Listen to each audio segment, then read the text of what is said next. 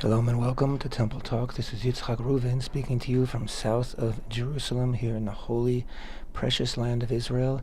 Today is the 25th day of the month of Tishrei, 5784. It's October 10th, 2023. This coming Shabbat, we'll be reading Parshat Bereshit, the opening Parsha, the opening verses and chapters of the book of Genesis, as we begin again our annual reading of the Sefer Torah, of the 5 books of Moses. It's Parshat Bereshit, and it begins, of course, in Genesis chapter 1, verse 1, and concludes chapter 6, verse 8. No music today on the show. I'm sure you already know why. Israel suffered a devastatingly horrific, inhumane, sick surprise attack this past Shabbat, which was also Simchat Torah, the final day of the holiday festival cycle of the month of Tishrei. And Israel's at war. War for our honor, war for our people, war for our land, war for our future, and I think war for the future of humanity.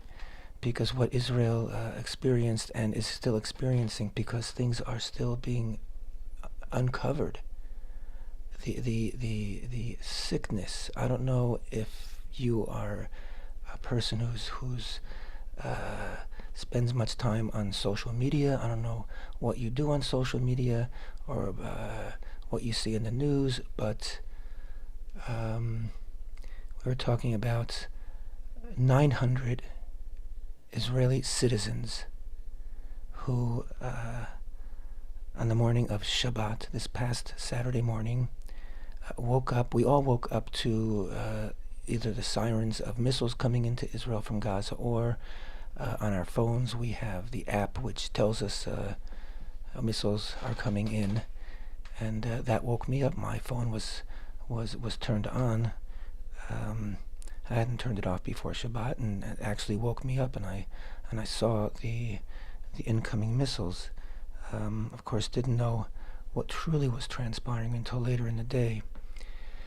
But coincided with the missile attack, which was basically a cover for a break, I think, in 15 different places or something, in the security fence between Gaza and southern Israel, not far from where I live.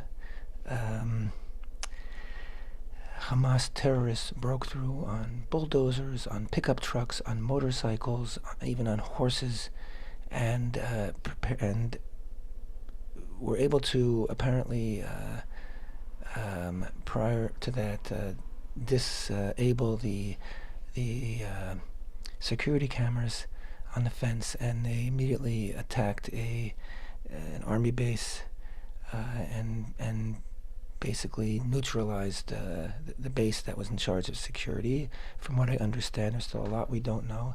And they went on a rampage through nearby towns, cities, kibbutzim, and they slaughtered.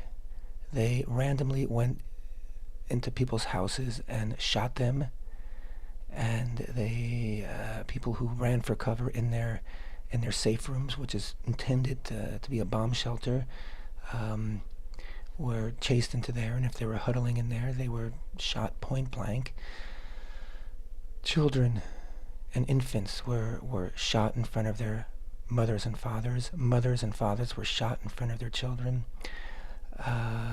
There was a rave party, thousands of youth, I imagine teenagers, 20-year-olds in a nearby open area that were having a trance music party festival that was all night long, and the terrorists came and just literally mowed down 260 of the people there.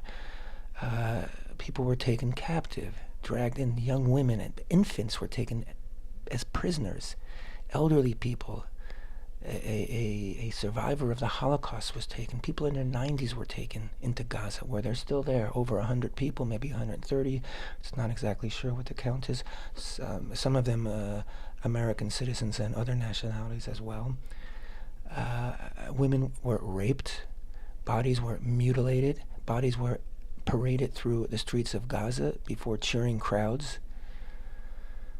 And it gets worse. It gets worse.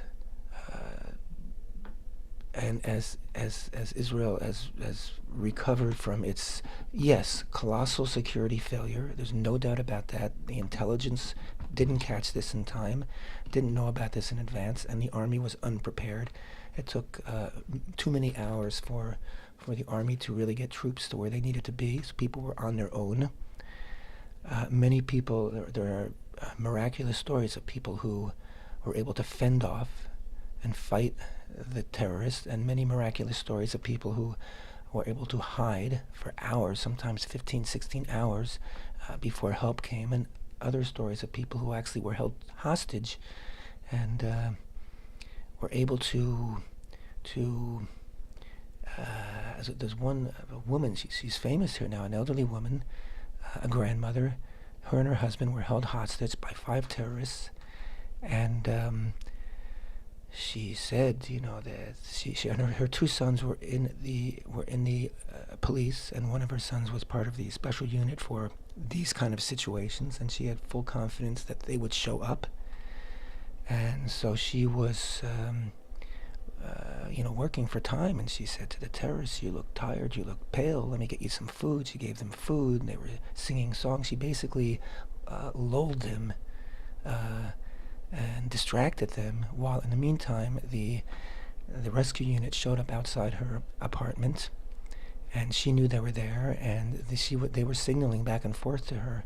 She was able to tell them how many terrorists were there, and after, I forget how many hours, 7, 8, 15 hours, I'm not sure, when the time was right, the rescuers burst in and shot and killed the 5 terrorists who were right next to the elderly couple. The parents of one of the police who rescued them, they're okay, but there are stories like that as well of people who, incredible bravery, people who came from all over in the earliest hours in order to help to fight off the terrorists and help to try to save lives. Some of them lost their lives.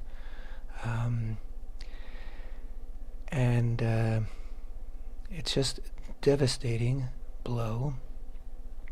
Israel has recovered, has regrouped. We've been pummeling Gaza from the air for the past 4 days, and ground troops are being organized along the border of Gaza in order to enter. Israel has been bombing Gaza like never before. We're not talking about surgical strikes anymore. We're talking about everything. Everything. And nobody in Israel has an ounce of mercy for these people, for these monsters who did what they did and who filmed it, right? It's all on social media because they videoed everything they did proudly. They murdered an elderly person, and they found on her phone her Facebook page and posted her dead body on the Facebook page for her family to see. These people are sick. These people are not human. And that's what Israel's dealing with. People who we've been told, make peace with, give them land, just give them a job, they'll be happy. Israel has been allowing up to 20,000 Gazans into Israel for employment, which greatly improves their economy, thinking, foolishly, that Hamas wouldn't want to risk that. But Hamas has apparently been planning this for some time, with the backing, the support, financial support, the technical support, the planning support of Iran, and of course Iran's other proxy army, Hezbollah in Lebanon. And at the same time that the Biden administration has been negotiating with Iran and pumping billions of dollars into the Iranian economy, which goes to these groups, make no mistake about it. So yeah, Israel is fired up. We are upset. We are angry. We're angry with ourselves. But we are united for the first time in some many months. We're united, and we are determined to wreak havoc. We're determined to destroy Hamas. We're determined to avenge our people who were killed, mutilated, raped, and taken into captivity, and we are determined to get those people out of captivity. And Israel has announced a siege on Gaza. No electricity, no fuel, no supplies are allowed to go through any of the checkpoints. And Israel is not allowing Egyptian supplies to go through the Egyptian border checkpoint with Gaza. And their electricity, if it's not finished by now, if their fuel's not finished by now, it will be very soon. And they're going to be in darkness, and the only thing that's going to light up that darkness are going to be the explosions around them. And that's where we're at. That's where we're at. It's the largest loss of life for the Jewish people in a single day since the end of the Holocaust. As I said, over 900, maybe 1,000 people, civilians, were killed in the first 24 hours. And many soldiers have already fallen in battle. And many more will fall. And this was something that many of us knew was inevitable. You cannot make peace with Hamas, whose charter calls for the destruction of Israel, calls for the murder of all Jews, calls for a Islamic caliphate around the world. You can't make peace with these people. You can't negotiate with these people. You can't expect neighborly relations with these people. This was something that many of us knew eventually was going to happen. We did not know that we'd be so unprepared. That's on us. But we knew it would happen. And of course, the second potential theater of war is in the north with Hezbollah, the other proxy of Iran, which is a much larger, much more professional, and much more highly equipped army than Hamas is. They have more than 100,000, maybe 200,000 missiles aimed toward Israel. So far, they have sent a few missiles over the border. They're playing a cat and mouse with Israel right now. Israel's responding. The United States, I must give some credit to the Biden administration. Biden spoke very strongly, condemning, of course, Hamas and standing with Israel. They've sent the Gerald Ford aircraft carrier into the coast alongside Israel. They have been already resupplying or promising to resupply Israel munitions and whatever other supplies needs. They've been issuing warnings to Hezbollah and I believe to Iran to stay out of it. So that's good. I just pray that our government, which will probably become a unity government, so there'll be wall-to-wall, practically wall-to-wall participation of the entire Knesset, which means it's a very good move in war times because it means that people, everybody's represented and everybody's taking responsibility. But I pray that our leadership will not back off, will not get cold feet, will not stop until Hamas is utterly destroyed, until every one of them is dead. And if that means taking over, retaking the Gaza Strip, and I believe it does, reoccupying it, so be it. If that means that we're going to have, hundreds of thousands of refugees leaving Gaza, so be it. This is our land. This is our nation. These are our people. These are our children. These are our grandchildren. These are our newborns. These are our unborn babies who were slaughtered. These are our sisters, our brothers, our mothers, our fathers, our grandparents. This is our people, our land.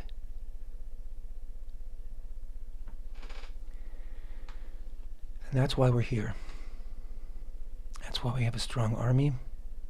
And that's why we are united. Hundreds, thousands of Israelis who have been abroad have been pouring into the country on special flights. Israeli airlines have been providing special flights. The army has been providing special flights from America, from Europe, from other places to bring back soldiers that want to serve. People are just stepping up. People are reserves. We called up 300,000 reserves over the first 48 hours. And the army has been given a green light from the government to call up, if need be, another 360,000. People of all ages are volunteering, are reporting. People who aren't reporting are busy collecting food and equipment and supplies for soldiers who are arriving at bases so quickly that they don't have the supplies there yet. Long lines. People are waiting hours to get blood. And this is everybody. You know, a week ago, 2 weeks ago, for the past 9 months, we've been at each other's throats, which is another reason why this happened. They saw it. They said very clearly, we see that Israel's divided. They're weak. Now's the time to strike. We have been fighting amongst ourselves, and when Israel is divided, we are vulnerable. When Israel is united, we are impregnable. We are undefeatable, and we're united now. Everybody, secular, religious, ultra-Orthodox, the Druze community, the Bedouins, even some of the Arabs in Israel are united with us. We are very united now.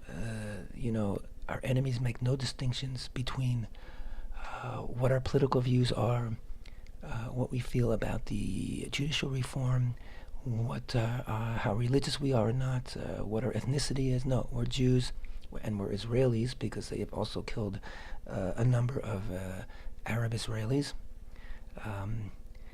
And that's what they're out for. They're not making any distinctions. So that's what's happening here. Israel's been, like I said, bombarding Gaza from the air and from the sea. The Navy is perched right off of the Gaza shore and has been firing into Gaza. Thousands, I believe by now, thousands of terrorists have been eliminated. A number of the top Hamas officials have been eliminated.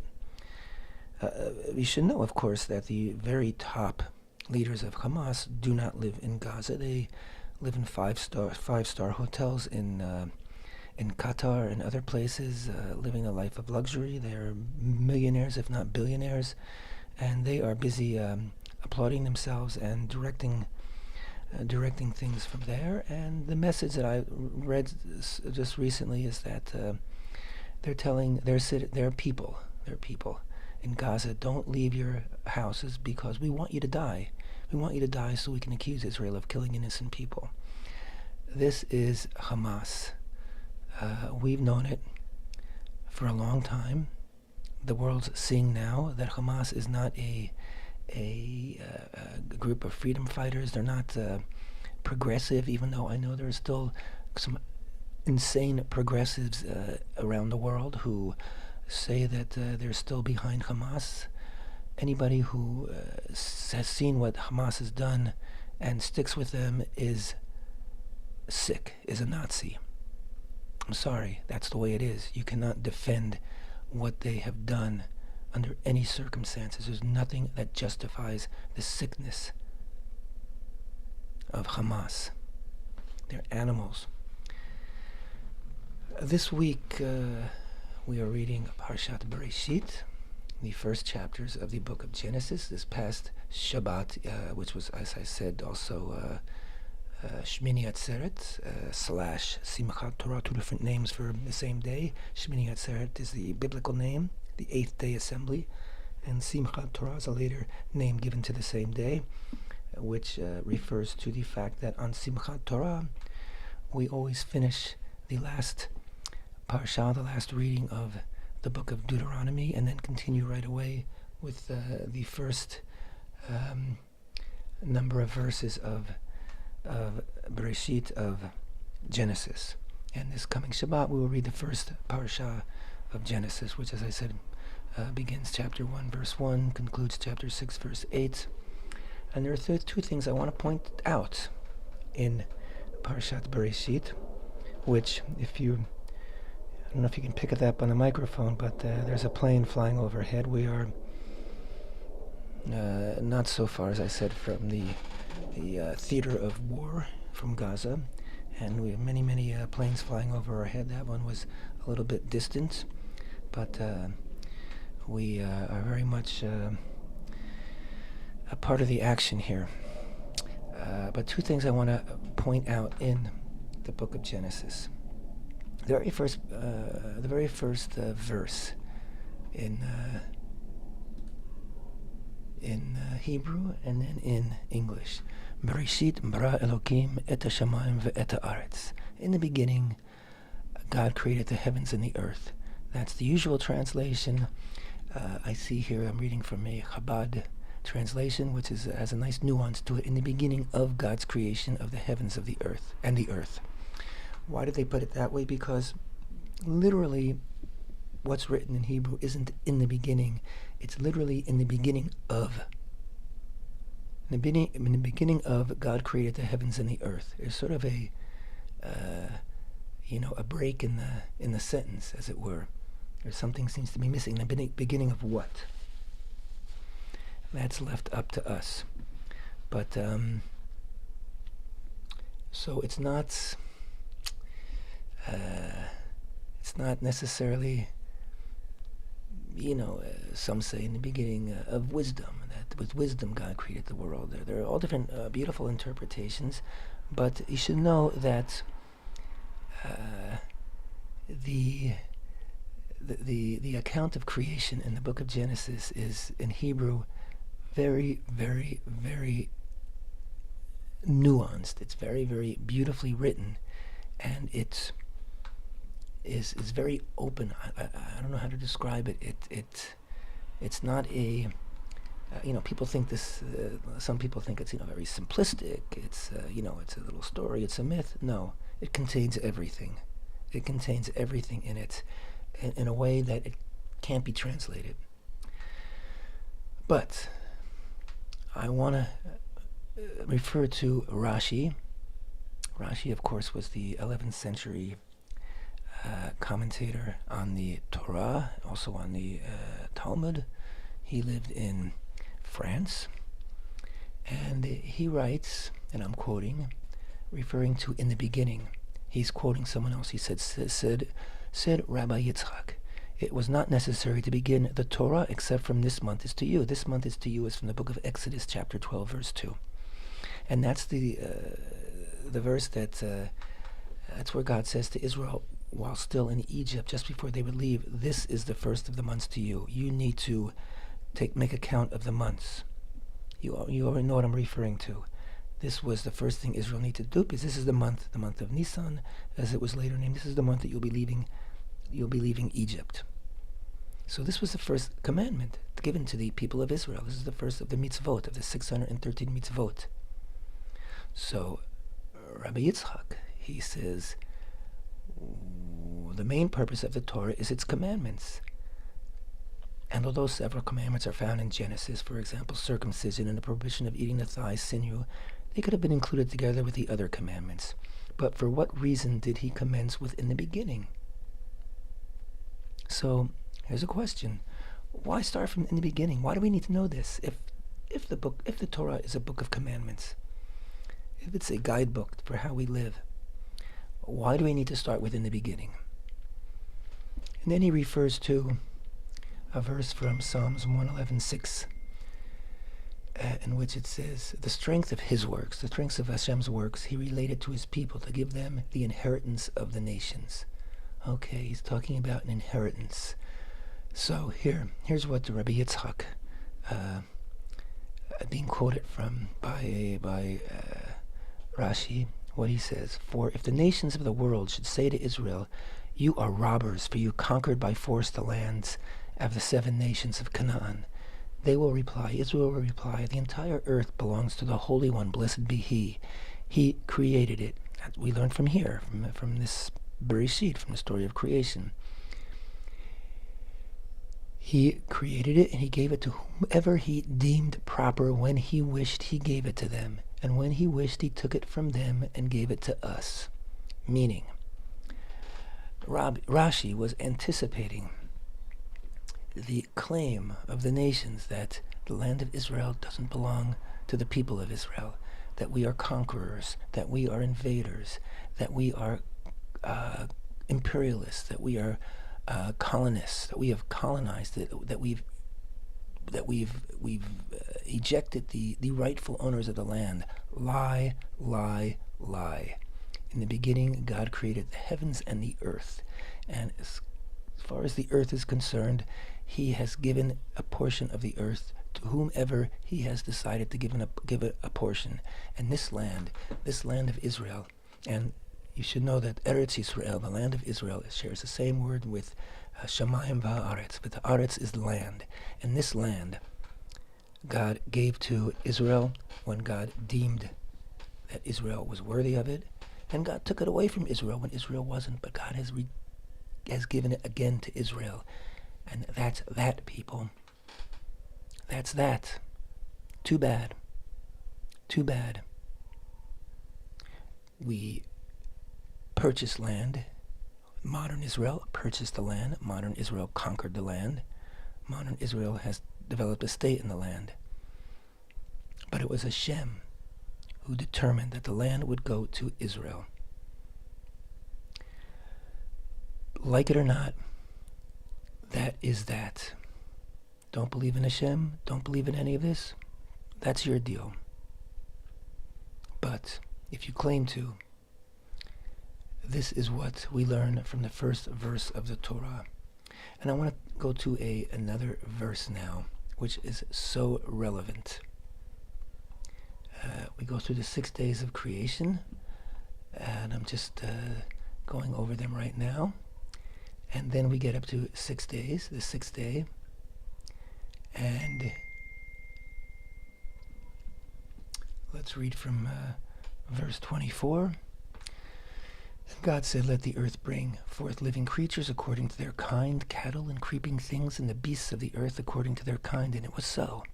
And God made the beasts of the earth according to their kind, and the cattle according to their kind, and all the creeping things of the ground according to their kind. And God saw that it was good. And God said, "Let us make man in our image, after our likeness, and they shall rule over the fish of the sea, and over the fowl of the earth, and over the animals, and over all the earth, and over all the creeping things that creep upon the earth." And God created man in his image. In the image of God he created him. Male and female he created him.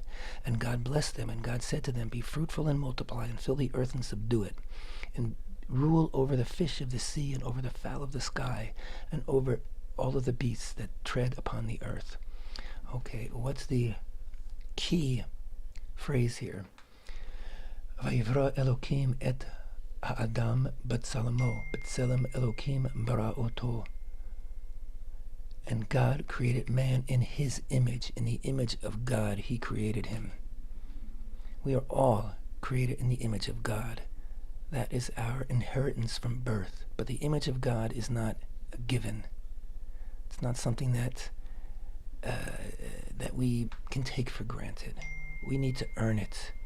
We need to live up to it every day of our lives. And beasts, monsters, who slaughter innocent people, who rape innocent people. Women, young girls were raped upon the bodies of their dead friends. This is the truth. This is what happened. People who shoot infants and children in front of their parents, and parents in front of their infants and children. People who behead babies. This is what happened. I'm not making this up. This is what happened. People who take into captivity and parade live bodies and dead bodies through the streets of Gaza, through cheering crowds. These are people who have lost. These are people who have tossed, thrown away their Tselem Elohim, their image of God. They no longer have it. They are no longer human beings. They are no longer worthy of living. They are just creatures with the mark of death on their heads. They need to be destroyed. God did not create humanity. He did not create man and woman so that man would sink to such depravity and do such things. That's not what we're here for. And we have a responsibility to live up to our image, to live up to the image of God. We have a responsibility to be his children and to adhere to his rules, his rights and his wrongs, his do's and his don'ts. And these sick people who do this in the name of their religion aren't human beings anymore. They trash that. They have no right to live or breathe another moment. And God willing, they will all be hunted down and all be dead sooner rather than later. And may they die horrible, awful, painful deaths, because that's what they deserve. They are no longer human. I wouldn't even call them animals, because God also created the animals for good. No, these people are inhuman beasts, monsters. No mercy, no pity, not on them, not on those who laugh and praise what they did, whether it was in Gaza, and I know there were demonstrations around the world, in Canada, in America, in London, in Australia, laughing, praising what Hamas did. They've also tossed their humanity to the trash. They also have bartered away their tselem Elohim. Don't talk to me about human rights. Don't talk to me about justice. Don't talk to me about this point of view or that point of view. You have abdicated the glory, the honor, the privilege of being human beings. You're nothing now. And you deserve nothing but death. And in the wake of your death, may monsters like you never ever rise again. Israel is on its feet. Israel is strong. The spirit of the people is fired up. Our soldiers are fired up. They know what they're fighting for. We're fighting for our homes. We're fighting for our families. We're fighting for our children, our parents, our siblings, our grandparents, our communities. And we will not be stopped. We will destroy the enemy. And if Hezbollah decides to take us on in the north, we will destroy them as well.